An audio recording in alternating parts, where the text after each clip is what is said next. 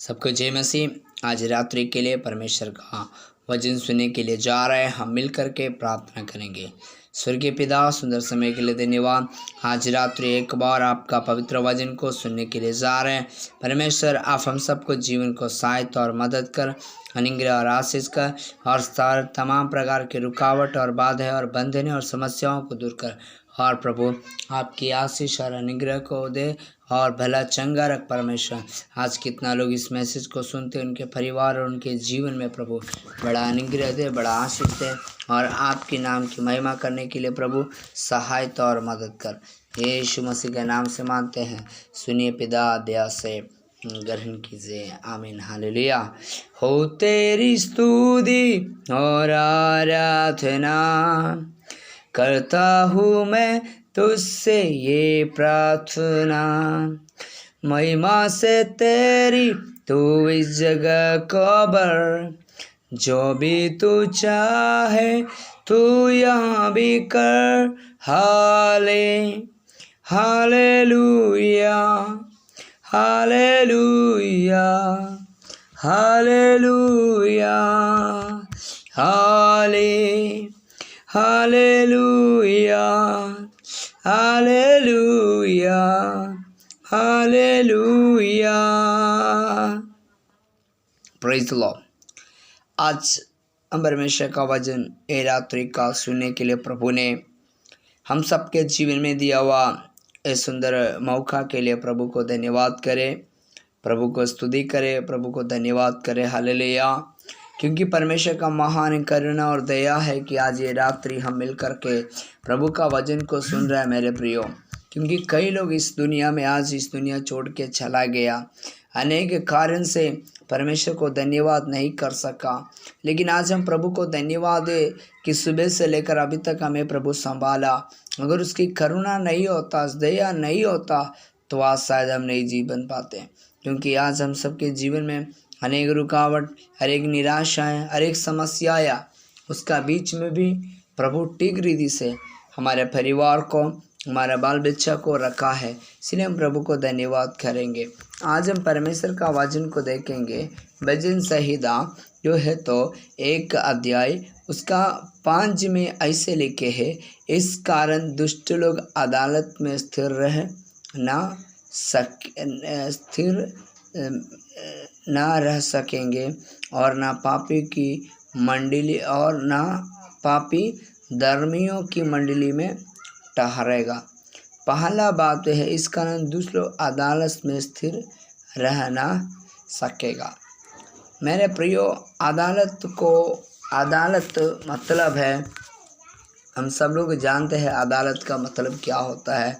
मुजरिम को पेश किया जाता है, जहाँ मुजरिम को पेश करने के बाद ये पता चलता है उसमें कितना दोष है, कितना निर्दोष है, कितना सज़ा का लायक है, कितना पनिशमेंट का लायक है। उसी प्रकार से अदालत से उनके ऊपर फैसला दिया जाता है, या उनको फांसी की सज़ा, उम्र कैद की सज़ा, या कुछ मिनटों की सज़ा। लेकिन उसी में हालेलुया, इधर हम वचन को देखता है कि दुष्ट लोग अदालत में स्थिर नहीं रहता है। दुष्ट लोग अदालत में स्थिर रहने का नहीं का कारण मतलब है कि अपना पुख्ता सबूत या अपने आप को निर्दोष साबित नहीं कर पाते हैं। अपने आप को कई लोग दोषी, निर्दोष होते भी दोषी ठहराना पड़ता है, और कई लोग को दोषी है फिर भी निर्दोष हो जाता है। लेकिन इधर वचन कहते हैं कि दुष्ट लोग अदालत में स्थिर ना रह सकेंगे। मतलब दुष्ट लोग अदालत में स्थिर ना रह सकेंगे मतलब अगर आपको बुरा करने वाला विचार है, गलत काम करने वाला मन है और बुरा व्यवहार करने वाला मन है, तो आप प्रभु का वचन को पढ़ करके जीवन बिताए तो आपके अंदर बुराई ठहर नहीं सकेगा। आपको बुराई में हमेशा रहने नहीं देगा प्रभु का वचन। क्योंकि प्रभु का वचन जीवन देने वाला वचन है। प्रभु का वचन आशीष देने वाला वचन है। प्रभु का वचन हमें शुद्ध करने वाला वचन है। परमेश्वर का वचन पवित्र करने वाला वचन है। और लिखा है और न पापी धर्मियों की मंडली में ठहरेगी। पापी उसको बोला जाता है एक ही गलती को बार बार करते रहते हैं, उधर से निकल नहीं पाता है। लेकिन अगर आप कितना बड़ा पापी भी है तो प्रभु का वचन को आप पढ़ने वाला है, तो प्रभु का वचन को आदर करने वाला है, तो प्रभु का सामने नम्र और दिन बनने के लिए तैयार है, तो अपना कमियों को दुनिया का अदालत में छिपाते हैं, लेकिन आप परमेश्वर में का वचन के अनुसार अपना कमियों को मान लेगा तो प्रभु आपके अंदर एक शुद्ध मन देंगे, एक शुद्ध विचार देंगे, जिससे आप क्या कर सकते हैं, अपने जीवन में शांति और खुशी और सफलता को देख सकते हैं। हालेलुया। अपने परिवार को आशीष दे सकते हैं, अपने बाल बच्चों के ऊपर यहोवा का अनुग्रह को देख सकते हैं। हालेलुया। हम जानते हैं अक्सर जो दारू पीते हैं, बहुत सारे लोग हम देखते हैं जो लोग कम कमाते हैं और ज़्यादा दारू पीते हैं या गांजा पीते हैं, सिगरेट पीते हैं, उनके बच्चे को अच्छा शिक्षा नहीं दे पाते हैं, बच्चे को पढ़ा नहीं पाते, कम उम्र में जो है तो बुरी संगति में भिड़ जाते हैं और फिर उनका जीवन एक दुष्ट का जैसा होकर के एकदम ख़त्म हो जाता है। और शैतान ऐसे लोग को भी इस्तेमाल करते हैं। लेकिन मेरे प्रियो, प्रभु का वचन में अगर आप बनेंगे, प्रभु का वचन को पालन करेंगे, प्रभु को आदर करेंगे, प्रभु को भय मानेंगे, यीशु से प्रार्थना करेंगे, तो प्रभु यीशु मसीह आपका जीवन में एक बड़ा आशीष देंगे। हालेलुया। क्या आशीष देंगे? क्योंकि यहोवा धर्मियों का मार्ग जानता है। किसका मार्ग जानता है? जो बाइबिल पढ़ता है, जो वचन पढ़ता है, उनके बारे में परमेश्वर अच्छा से जानते हैं। मैं उनको इस्तेमाल करूँगा, मैं उनके ऊपर अपना आत्मा उंडेलूँगा और उन्हें बड़ी से बड़ी बातें बताऊँगा। जब हालेलुया परमेश्वर का दास हालेलुया यिर्मयाह को जब समझ में नहीं आ रहा था, प्रभु ने कहा मुझसे प्रार्थना करेगा तो मैं तुमको बड़ी बड़ी बातें बताऊंगा। ये देश कैसे चंगा होगा, यहाँ का लोग कैसे आशीष पाएंगे। तो यहोवा धर्मियों का मार्ग जानता है, परंतु पापियों का मार्ग को क्या करता है? दुष्टों का मार्ग को नष्ट करता है। तो दुष्ट का मार्ग क्या है? जो तो दुष्ट एक व्यक्ति को क्या करता है? शैतान एक व्यक्ति को अंदर बुरा विचार को आंखों की अभिलाषा के द्वारा, बोलने के द्वारा, हाथ के द्वारा गलत काम करवा करके उनको नरक की ओर लेके जाता है, दुष्ट राहों पर, जिसे अंत में नरक में ले जाता है। उधर से परमेश्वर हमको क्या करेगा? बचाएगा, उधर से हमको छुड़ाएगा। दुष्ट का मार्ग को क्या करेगा? हमारा जीवन से नष्ट करेगा।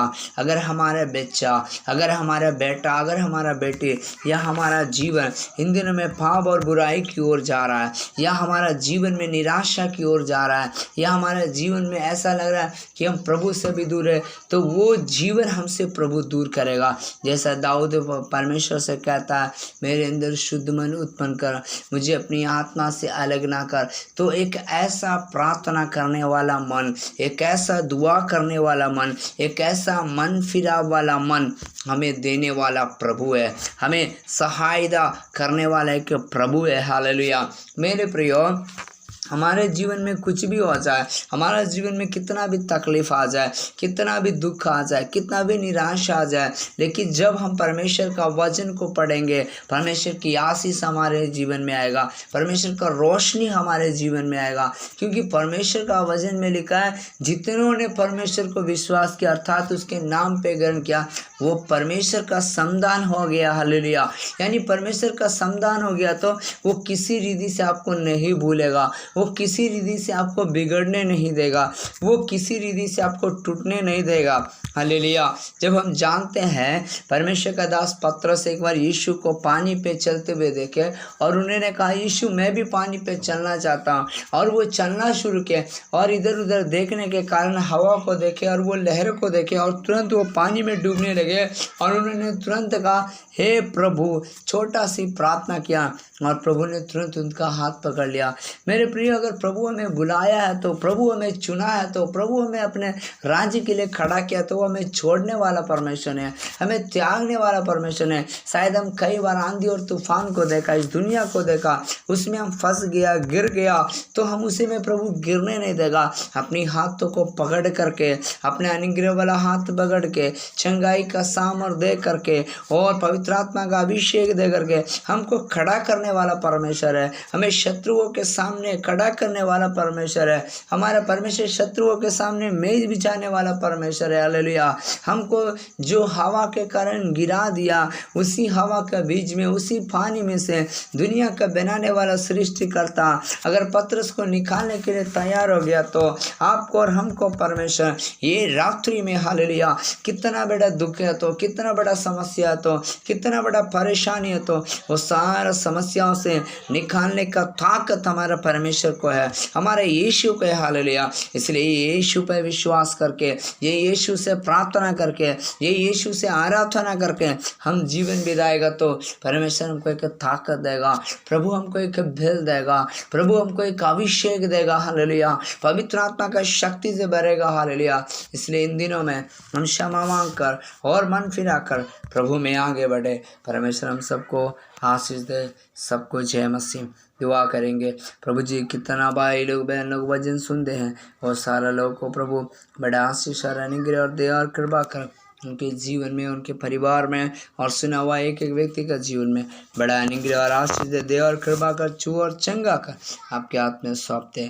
प्रार्थना सुनने के लिए धन्यवाद, यीशु के नाम से आमीन। सबको जय मसीह। May God bless you.